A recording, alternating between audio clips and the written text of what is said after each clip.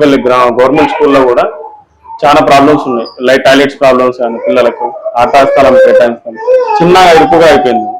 ఎవరన్నా గవర్నమెంట్ నుంచి సపోర్టివ్గా పై అధికారులు సహకారం చేస్తా అంటే ముందుకు తీసుకుపోదామని నూతన భవన నిర్మాణానికి ముందుకు తీసుకుపోదామని అనుకుంటున్నాను.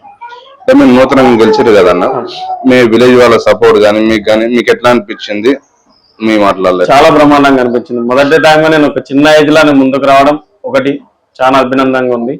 మరి ఏంటంటే నాకు అందరూ ఆడవాళ్ళు ముందుండి నన్ను ఒక స్పైట్ ఇస్తా అంటే కూడా తీసుకోకుండా ముందుండి గెలిపించారు. బ్రహ్మాండంగా భారీ మెజార్టీతో గెలిపించారు. ఊరు ప్రజలకు నేను మరొకసారి ప్రత్యేక ధన్యవాదాలు తెలుపుతున్నా. వాళ్ళకి అన్న పూర్వ అనుభవం ఏమన్నా ఉందా? మీరు ఇంతకుముందు రాజకీయంలో నేను ఫస్ట్ వచ్చిందే రాజకీయం మొన్న నూతనంగా 4 years బ్యాక్.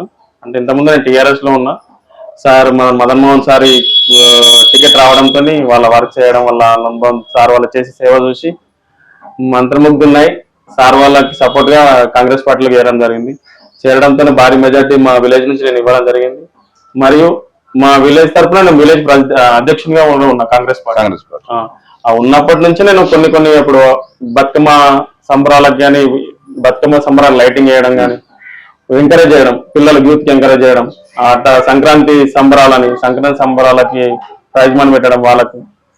మళ్ళీ విలేజ్ లో స్కూల్ గ్రౌండ్ కూడా మాకు ఒక అధ్వానంగా ఉండే. గత ప్రభుత్వాలు నిర్లక్ష్యం వల్లనే స్కూల్ కడిపోయి చేయడం, ఎవరు కూడా నిలబడాలన్నంత అధ్వానంగా ఉన్న ప్లేస్ ని ఒక సొంత డబ్బులతోటి అక్కడ మైదానం ఉన్న ప్లేస్ ని కొద్దిగంత మైదానంగా తీర్చిదిద్దడం జరిగింది.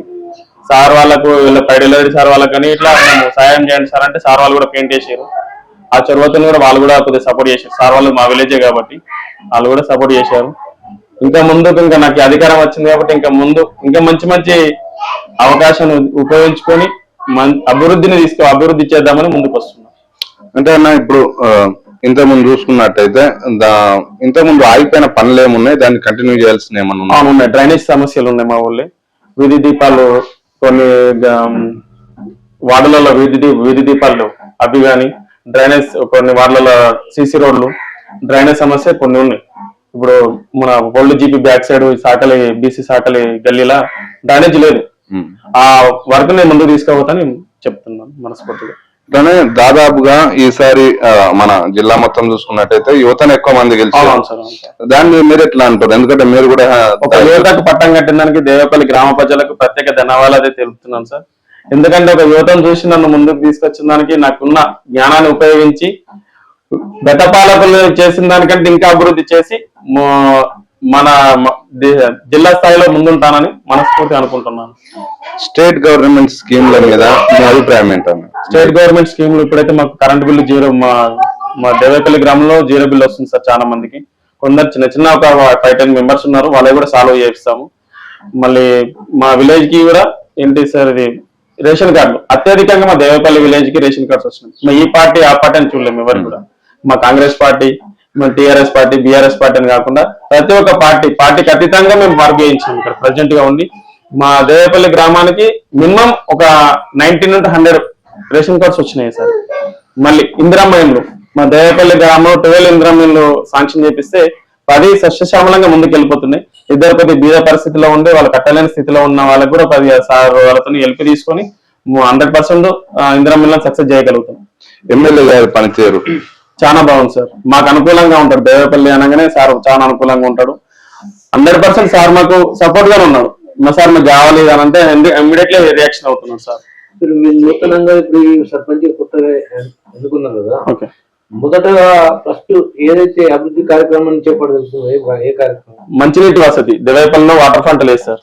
అది 100% చేసిన తర్వాత ప్రమాణ స్వీకారం చేస్తానన్నా 100% చేస్తా సార్. నమ్మకం నాకు ఉంది సార్. చేస్తా సార్, అది 100% చేస్తాను. అది అయిన తర్వాతనే వాటర్ ఫ్రంట్ లేదు సార్. చాలా ఇబ్బంది ఉన్నారు మా వాళ్ళే మా ఇంట్లోనే వాటర్ తాగడం లేదు. అంటే ఒక బోర్ వాటర్ తాగుతున్నారు ఇప్పటికీ. ఆ నీళ్ళు తాగాలని మా ఊరు ప్రజలు కూడా తాగిపోయాలనే ఉద్దేశంతో కంకణం కట్టుకుని ముందుకు వచ్చినాం. ఫైనల్ గా మీ గ్రామ ప్రజలకు కానీ, మీకు గెలిపించిన మీ గ్రామ ప్రజలకు కానీ, యువతకు కానీ ముఖ్యంగా మీరు ఇచ్చే సందేశం ఏంటి మీ తరఫు నుంచి? యువతకు కానీ మా దేవపల్లి గ్రామ ప్రజలకు కానీ ముఖ్యంగా నేను ఇచ్చే సందేశం ఏంటంటే, యువతకు వాళ్ళు నా ఎంబటుండి నా తోడంటుండి నిద్ర లేకుండా సహాయశక్తులు కష్టపడ్డ యువతకు ముందస్తుగా ధన్యవాదాలు. వన్ సైడ్ గా యువత ముందుండి వాళ్ళు కష్టార్థం అన్నాన్ని ఇది అది అని లేకుండా యువత లెక్క 1 రూపాయి ఖర్చు లేకుండా యువత ముందుకొచ్చి అన్నానికి సేవ చేస్తాం, మీకు మాకు సేవ చేయాలి అంతే. ఆ సేవని నువ్వు చేయించండి అన్న, మేము 100% ఏం మేము ఉన్నాం. ఆ యువతకు 100% నేను ముందుంటానని మనస్ఫూర్తిగా కోరుకుంటున్నా. సంక్రాంతి సంబరాలు కానీ వినాయక సంబరాలు కానీ 100% యువతకు నేను సహకరిస్తా. గొడవలు లేకుండా ముందుకు తీసుకోబోతా యువతనని మనస్ఫూర్తిగా అనుకుంటున్నాను.